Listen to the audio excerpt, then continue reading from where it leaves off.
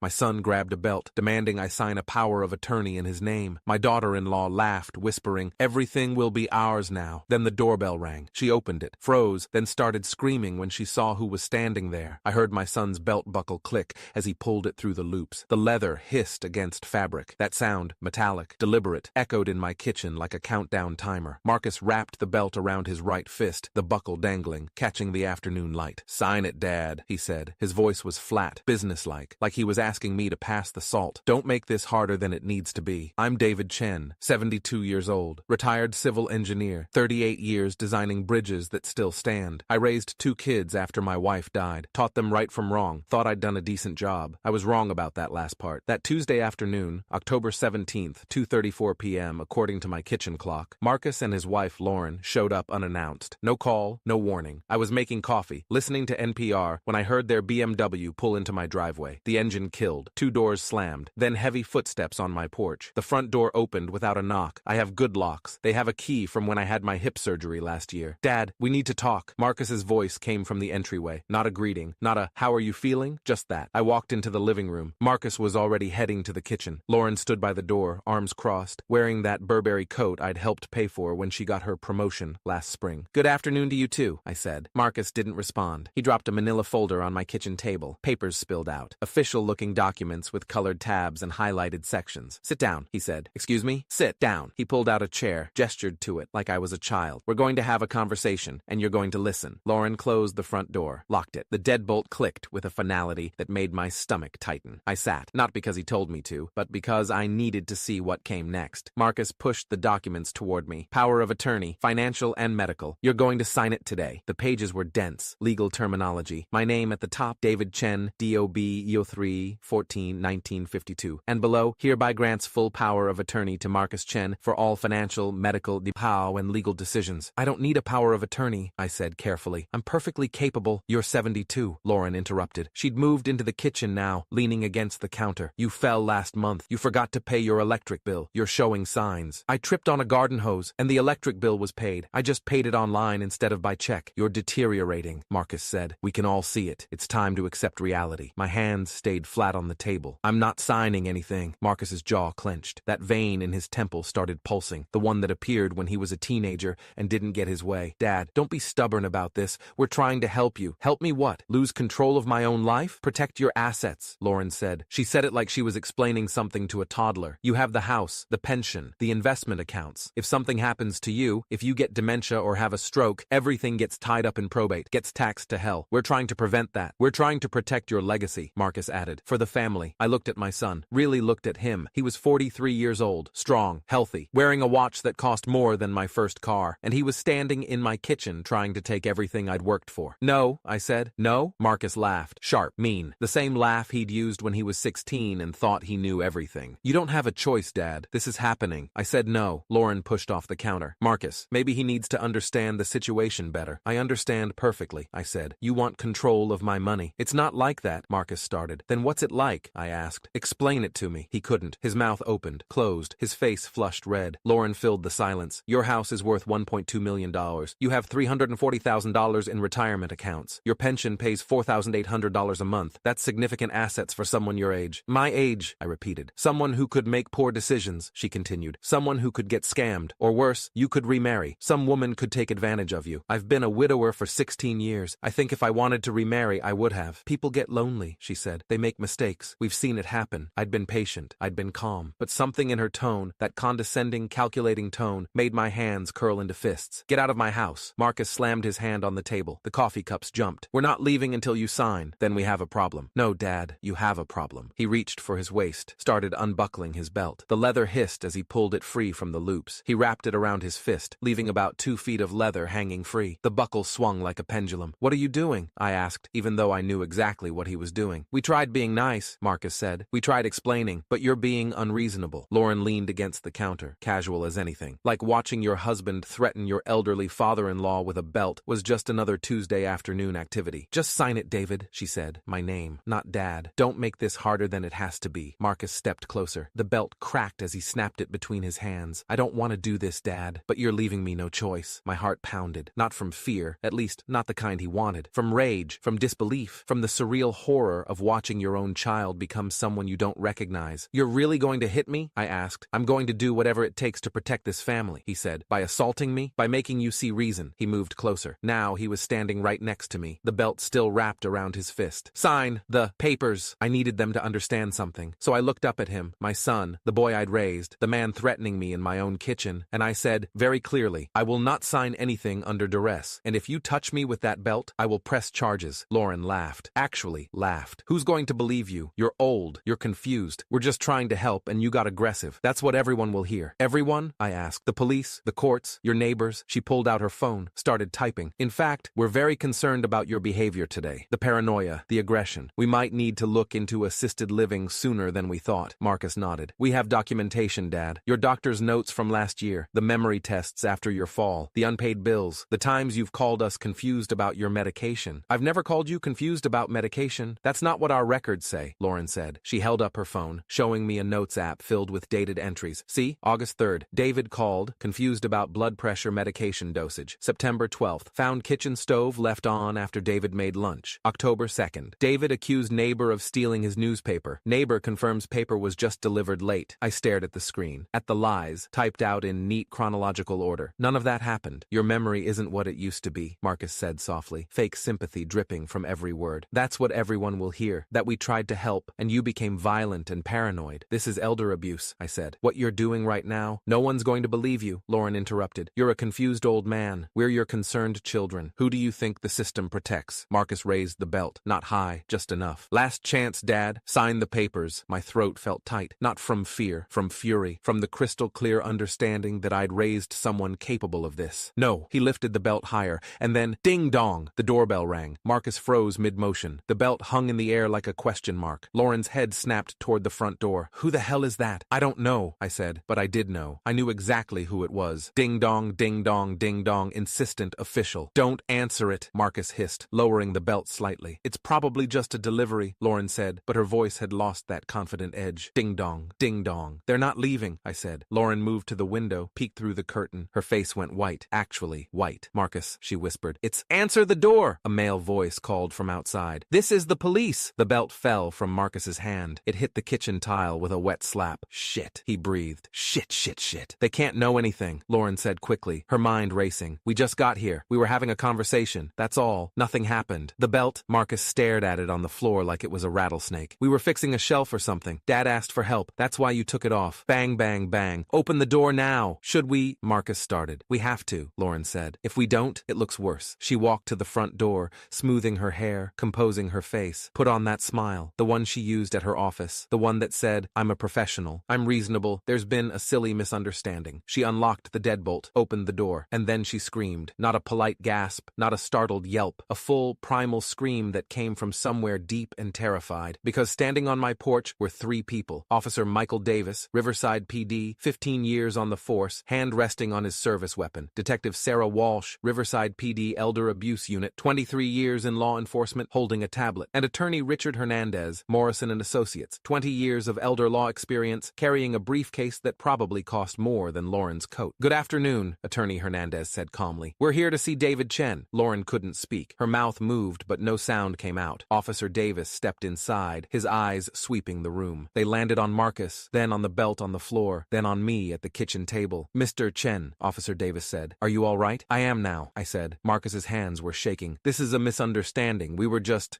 what? Detective Walsh walked in behind Officer Davis, her eyes scanning everything with the methodical precision of someone who'd seen this before. Just threatening your elderly father? No, we would never. The belt on the floor, Walsh said. Why is it there? I was helping him hang a picture, Marcus stammered. I needed to take off my belt for some reason. What reason? She asked. He couldn't answer. Attorney Hernandez moved past them into the kitchen. He looked at the papers on the table, didn't touch them, looked at me. Mr. Chen, are you being coerced to sign legal documents? Yes, I said clearly. They're trying to force me to sign a power of attorney. That's not true, Lauren found her voice finally. We're concerned about his well-being. He's been having memory issues. We're trying to help by threatening him with a belt. Detective Walsh picked up the belt with a gloved hand, dropped it into an evidence bag that Officer Davis held out. No one threatened anyone. Marcus was sweating now. Dad, tell them this is just a family discussion. I looked at my son, at the panic in his eyes, at the realization dawning that maybe, just maybe, he'd miscalculated. They showed up unannounced, I said. Told me I had to sign over power of attorney. me. When I refused, Marcus took off his belt and threatened me with it. He's confused, Lauren said quickly. That's why we're here. He's not thinking clearly. He's— Mr. Chen, Attorney Hernandez interrupted her smoothly. Do you know what day it is? Tuesday, October 17th. Do you know your address? 447 Oak Ridge Drive, Riverside, California. Do you know who I am? Attorney Richard Hernandez. I hired you 3 months ago. Lauren's face went from white to gray. 3 months? Marcus whispered. Attorney Hernandez opened his briefcase, pulled out a thick folder. Mr. Chen contacted my office on July 22nd regarding concerns about financial exploitation. We've been monitoring the situation since then. Monitoring? Lauren's voice cracked. We filed a complaint with Adult Protective Services, Hernandez continued. We've documented multiple instances of attempted coercion and financial manipulation. Today's visit was expected. Expected? Marcus looked at me. Really looked at me. You knew we were coming? You texted me yesterday, I said. Said you needed to have a serious conversation about my future. I called Attorney Hernandez immediately. Detective Walsh pulled out her tablet. We have your text messages, Mr. Chen, the ones you sent to your wife last night. She turned the screen toward Lauren. Even from the table, I could see the messages. Marcus to Lauren, 10:47 p.m. Tomorrow, we do this tomorrow. He has to sign. Lauren to Marcus, 10:49 p.m. What if he refuses? Marcus to Lauren, 10:51 p.m. He won't have a choice. I'll make him understand. Lauren to Marcus, 10:53 p.m. Everything will be ours soon. Finally, the color drained from Lauren's face. How did you, she stammered. Mr. Chen has been forwarding us all communications for the past 3 months, Detective Walsh said, including phone calls. I pulled out my phone, the Samsung Galaxy I'd bought in August, specifically for its recording capabilities. I opened the voice memo app. I've been recording every conversation, I said, every visit, every phone call where you tried to convince me to sign papers or change my will or give you access to my accounts. I pressed play on the most recent recording, August 23rd, my kitchen. Marcus's voice came through clear as crystal. Dad, you're being selfish. That money should be helping the family. You're just hoarding it. When you die, it's all going to taxes anyway. Why not give it to us now? My voice. Because it's my money. I earned it. Marcus, you're too old to enjoy it. It's wasted on you. We have kids. We have expenses. We need it more than you do. I stopped the recording. I have 47 hours of conversations like that. Marcus's knees buckled. He grabbed the counter for support. You recorded us? Lauren's voice was shrill now. That's illegal. You can't record people without their consent. California is a two-party consent state, Attorney Hernandez said. However, there's an exception for recordings made in defense against elder abuse. Additionally, Mr. Chen posted notices throughout his home. He pointed. There, on my refrigerator, a small laminated sign. Notice. These premises may be subject to audio and video recording for security purposes. You've probably walked past that sign 20 times, Hernandez continued. Additionally, we have video. My mouth went dry. Even I didn't know about video. Hernandez pulled out a laptop, opened it, pressed play. The screen showed my kitchen. From the corner near the ceiling, a wide-angle view, there was Marcus, pulling off his belt, wrapping it around his fist. The timestamp in the corner, 2:37 p.m., 3 minutes ago. During the home security installation last month, Hernandez explained, Mr. Chen authorized placement of several cameras in common areas, all properly disclosed. The video showed everything. Marcus with the belt, Lauren laughing, the threats, the coercion. That's— Marcus couldn't finish. Officer Davis pulled out his handcuffs. Marcus Chen, you're under arrest for attempted assault on a vulnerable adult, elder abuse, and attempted financial exploitation. No, Marcus backed away. I wasn't going to actually hit him. I was just trying to scare him. You just confessed to assault and coercion, Detective Walsh said flatly. Please turn around. Wait, Dad, tell them. Tell them I wouldn't have hurt you. I looked at my son, at the man who'd threatened me with a belt in my own kitchen, at the person who'd spent 3 months trying to steal my life savings. I don't know what you would have done, I said quietly, and I'm grateful I didn't have to find out. Officer Davis handcuffed Marcus. Read him his rights. Marcus was crying now, actual tears streaming down his face. Lauren Chen, Detective Walsh said, you're under arrest for conspiracy to commit elder abuse and attempted financial exploitation. This is insane! Lauren backed toward the door. We haven't done anything. This is entrapment. Entrapment requires law enforcement to induce you to commit a crime, Attorney Hernandez said. You showed up here voluntarily, with pre-written power of attorney documents, and engaged in coercion and threats. No one induced you to do that. Officer Davis handcuffed Lauren too. She was screaming now, hysterical, about lawyers and false accusations, and how her life was being ruined. They led them both outside, through my front yard, past Mrs. Patterson's house. She was watching from her window, phone out, past the Thompsons' place. They were on their porch, recording everything. By tomorrow, the whole neighborhood would know. The police cars left, red and blue lights fading down Oak Ridge Drive. Detective Walsh stayed behind. She sat at my kitchen table, pulled out a thick folder. Mr. Chen, I need to go through some things with you. Of course. When did you first suspect financial exploitation? I took a breath. This was the part I'd been dreading. Admitting out loud that I'd known, that I'd watched it happen, that I'd documented it instead of stopping it. About a year ago, I said. Maybe longer. I started noticing things. What things? Questions about my finances. Not normal questions, specific questions. How much was my pension? What were my account balances? Had I updated my will? Who was the beneficiary on my life insurance? I pulled out my own folder, a year's worth of documentation. At first I thought they were just concerned. Marcus said he was helping me organize my paperwork. Lauren said she wanted to make sure I had everything in order in case something happened. When did it change? March 14th, my birthday. They took me to dinner at Russo's, that Italian place downtown. Expensive. They ordered the good wine. And then Marcus said, "Dad, we need you to add me to your bank accounts, just as a cosigner, for emergencies." Detective Walsh made notes. I said no. I said I didn't need a cosigner, and his whole demeanor changed. He got cold, angry, said I was being paranoid, said I was pushing them away. I pulled out a document. 2 weeks later, I got a letter from my bank. Someone had attempted to add an authorized user to my accounts. The attempt was flagged because the signature didn't match mine. When I investigated, the application had Marcus's information on it. He tried to forge your signature. I confronted him. He denied it, said maybe someone at the bank made a mistake, said maybe I'd filled it out and forgotten. He suggested I get tested for dementia. Walsh's jaw tightened. That's when I started documenting everything, I continued. Every visit, every phone call, every text message. I kept a journal with dates and times. I saved every piece of mail, every bank statement, every bill. I showed her the journal, months of entries. April 3rd, Marcus asked about my life insurance policy,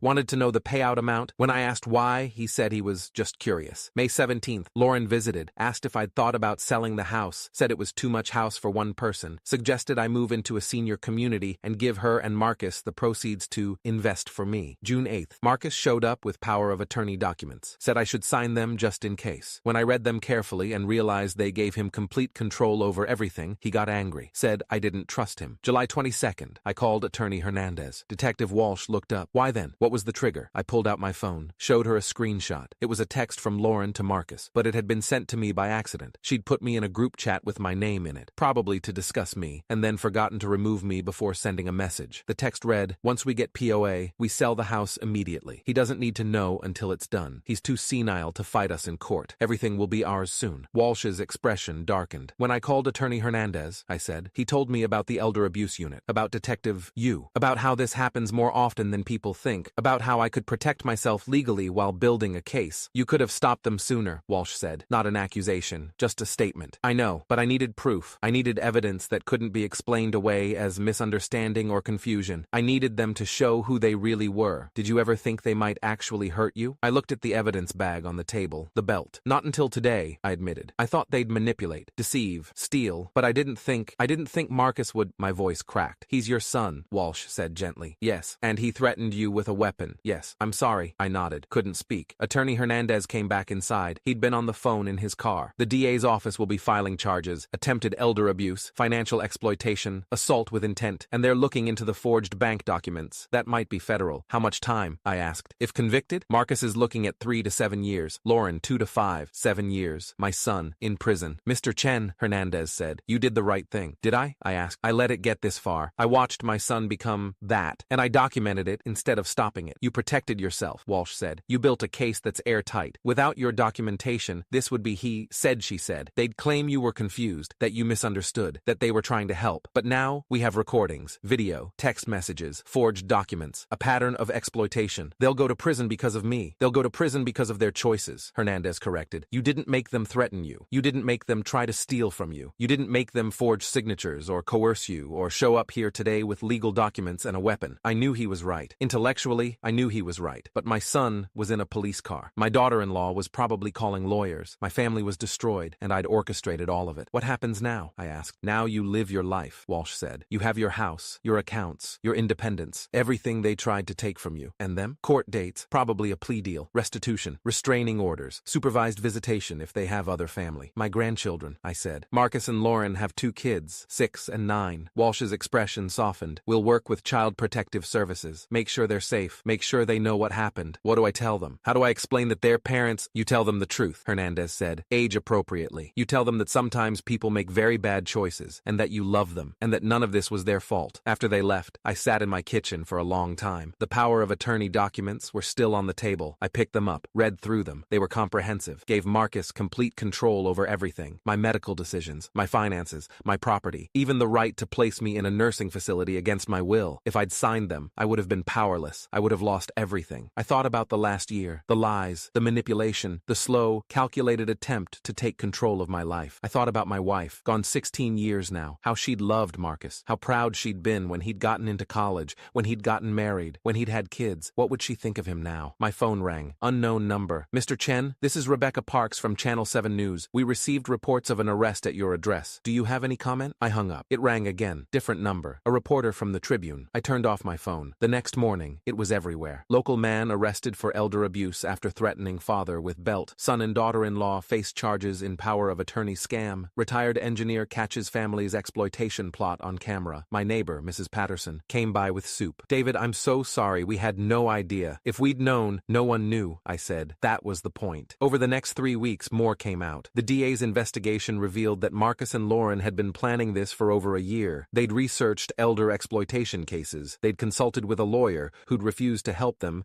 and had reported their inquiry to the state bar. They'd even practiced the conversation, role-playing how to intimidate me into signing. Their house was in foreclosure. They had $180,000 in credit card debt. Lauren had lost her job 6 months ago and hadn't told anyone. They needed my money to save themselves, and they'd been willing to destroy me to get it. The trial was set for January, but in December, they took a plea deal. Marcus, 4 years in state prison. Lauren, 3 years. Restitution of $50,000 for emotional damages. Permanent restraining order. I was in the courtroom when they were sentenced. Marcus wouldn't look at me. Lauren cried through the whole proceeding. The judge, Honorable Patricia Reeves, 28 years on the bench, looked at them with something like disgust. You targeted the person who gave you life, she said to Marcus, who raised you, who loved you, not a stranger, not someone who wronged you, your own father, because you wanted money. Marcus's lawyer tried to speak. The judge held up her hand. I've read the transcripts. I've watched the videos. I've seen the pattern of exploitation. This wasn't a momentary lapse. This was calculated, methodical, cruel. She looked at me. Mr. Chen, do you wish to make a statement? I stood. My hands shook, but my voice was steady. Marcus, I loved you. I still love you, but I can't trust you. I can't forgive what you tried to do. Maybe someday, but not now. Not yet. He looked at me then. His eyes were red. He mouthed something. Maybe, I'm sorry. Maybe something else. Lauren, you encouraged this. You planned this. You laughed while your husband threatened me. You're not a victim here. You're an architect. She looked away. I hope you both learn something from this. I hope you both change, but that's not my responsibility anymore. My responsibility is to protect myself, and I will. The judge sentenced them. They were taken away in handcuffs. I walked out of the courthouse into cold December air. Attorney Hernandez walked with me. You did well in there, he said. I sent my son to prison. Your son sent himself to prison. You just made sure justice happened. We stood on the courthouse steps. Media vans lined the street. Reporters shouted questions. Mr. Chen, do you have any regrets? Mr. Chen, will you ever reconcile with your family? Mr. Chen, what message do you have for other elderly people facing exploitation? I looked at the cameras, at the reporters, at the people watching, and I said, document everything. Trust your instincts. Don't let anyone make you doubt your own mind.